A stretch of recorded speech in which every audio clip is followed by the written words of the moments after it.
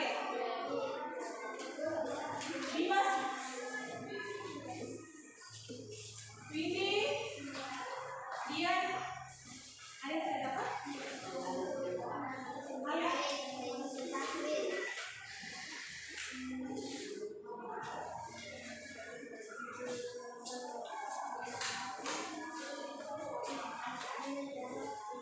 Sahril pertemuan pertama tidak hadir.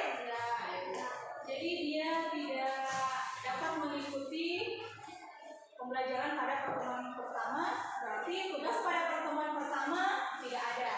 Kemudian coba dicek siapa yang dapat nilai di atas 70 atau 70. Angkat tangan. Oke, hampir semua. Kemudian yang dapat nilai di bawah 70, 2 orang. Tidak apa-apa.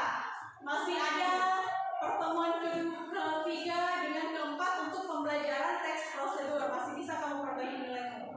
Jangan berkecil hati untuk yang 2 orang. Nanti akan ada lagi tugas individu. Setelah materi hari ini akan ada tugas individu. Jadi ibu harap semua selain nilai mendapatkan nilai di atas 70.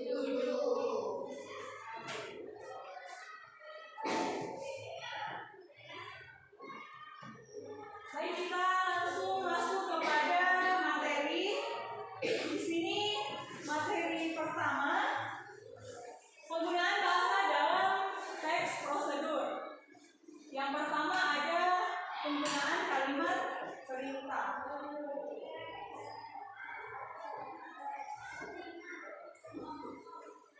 Penggunaan bahasa dalam teks prosedur yang pertama, yang di belakang bisa lihat? Ya. Sahril, bisa? Ya. Jelas ya? Yang pertama ada penggunaan kalimat perintah. Kalimat perintah merupakan kalimat yang mengandung makna memerintah atau meminta seseorang untuk melakukan sesuatu. Contohnya, kupaslah mangga itu. Kupaslah mangga itu. Buanglah sampah itu. Apa lagi? Tutuplah pintu itu. Tutuplah jendela itu. Kemudian yang kedua, penggunaan kriteria atau batasan. Teks prosedur dibuat agar orang bisa melakukan seperti apa yang ditulis. Kalimat pada teks prosedur harus rinci dan jelas batasannya. Contohnya seperti ini. Kalau dia kalimat tanpa batasan, seperti ini contohnya, goreng ikan itu. Tidak ada batasnya. Goreng ikan itu tidak jelas dia. Apakah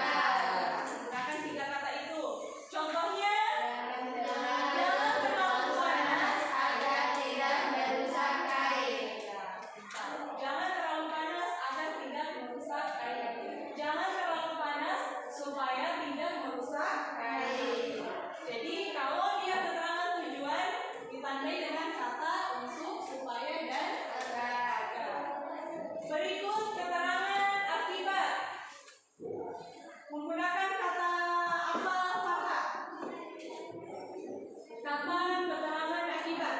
Hingga akibatnya sehingga sampai menjadi. Coba ulang dulu, kasih besar suara. Hingga akibatnya sehingga sampai menjadi. Hingga akibatnya sehingga sampai dan menjadi. Contohnya, siapa yang membaca contoh kata keterangan akibat? Siapa yang membaca? Noval. Silakan Noval. Goreng adonan hingga kecoklatan. Goreng adonan hingga kecoklatan. Goreng adonan sampai kecoklatan. Goreng adonan sampai menjadi kecoklatan. Nah, berikut yang keempat, menggunakan kalimat saran dan larangan.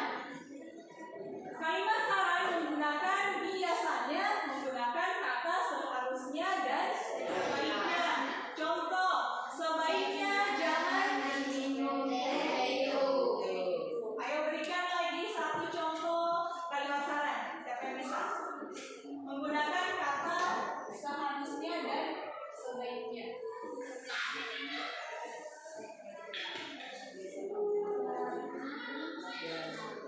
Ini contohnya. Sebaiknya jangan minum teh itu. Dilarang, dilarang. Sebaiknya kamu jangan tutup pintu itu. Sebaiknya kamu jangan menutup pintu itu. Siapa lagi yang bisa?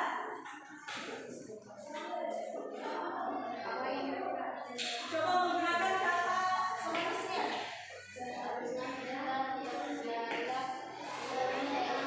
Seharusnya kita tidak minum teh itu. Bagus sekali. Kemudian berikut kalimat larangan menggunakan kata jangan, Tidak boleh, jauhi, hindari. kalau larangan dia menggunakan kata jangan, tidak boleh, jauhi, dan hindari. Contoh,